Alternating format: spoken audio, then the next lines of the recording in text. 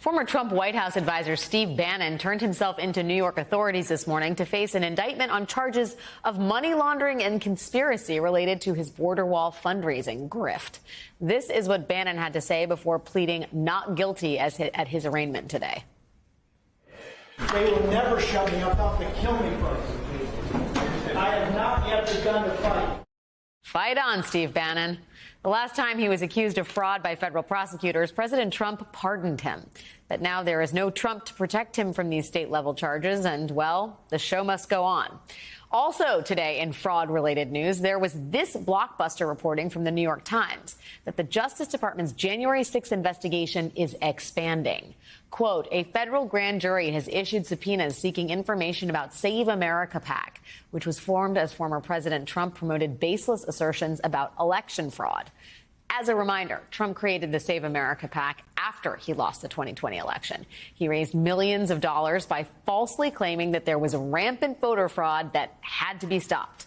And according to the January 6th committee, Trump and his surrogates misled donors about what their PAC donations would ultimately be used for. As Congresswoman Zoe Lofgren put it, quote, not only was there the big lie, there was also the big ripoff.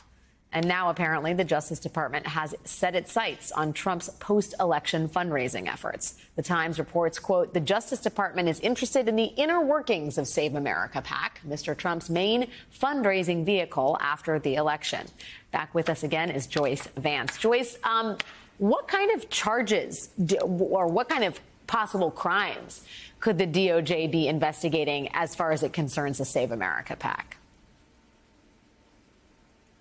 This is a really interesting development, and it's not yet clear whether DOJ is investigating some sort of fraud. This would be a relatively garden variety fraud, right? Telling people that you are going to use their money to do something when, in fact, you were personally benefiting from it or entities that you were associated with were benefiting from it. But it's not clear if DOJ is pursuing those sorts of criminal fraud charges here, or whether this line of investigation would help to further their case involving the insurrection. Might it, for instance, support the ultimate goals or motivations of the former president? Could there be some communications that make clear what the purpose was? This is a very interesting development. It sure is. And what of Steve Bannon, the person who's vowing to fight on, and they'll have to kill him first to shut him up? What are the implications here of these charges, and what kind of prison time could he be looking at? Well, speaking of garden variety fraud, this is more of it, right? I mean, we go from the big ripoff to the big grift. This is Bannon fraudster activity based on Trump's signature Build the Wall campaign.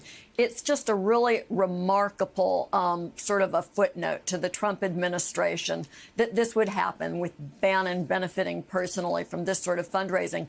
You know, the charges are serious. Even though they're state law charges, Bannon could be looking at something like 5 to 15 years in custody if he's convicted. And, of course, that raises the specter that as a man in his early 70s, he might be interested in cooperating and providing other information about other criminal activity he's aware of. So, I mean, cooperating, do you think that this is pressure to get him to flip?